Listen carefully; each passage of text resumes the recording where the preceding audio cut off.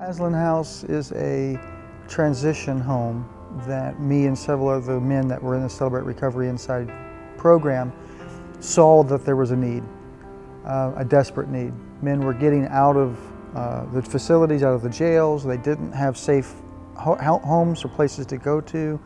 A lot of the recovery homes in this region are secular, meaning they have the vague higher power, and they didn't have like the Celebrate Recovery 8 principles, 12 steps, and 5 guidelines.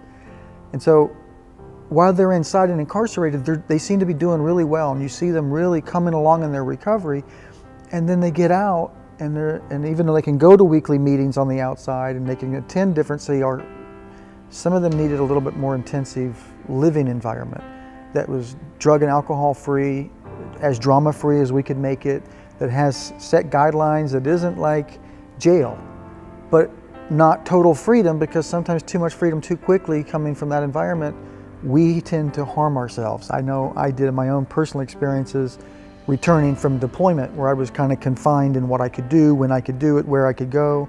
And I came back to the States and I was off to the races. And I saw that exact same behavior in the men getting out of jail. And so it's a human behavior, it's a natural behavior. But we decided to start Aslan House, which was named after the character from the C.S. Lewis novels, Chronicles of Narnia. And the power of that character reached me when I read it in the books.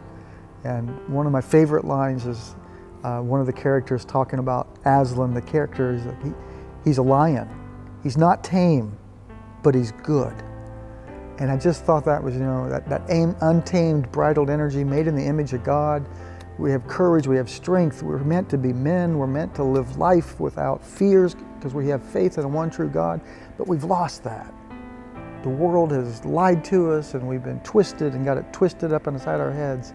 And we've lost who God meant us to be. And so this was just a transition to help men rediscover God for themselves in their own walk, so they could step out boldly into the world with confidence in the one true God that was going to be there with them for the rest of their lives.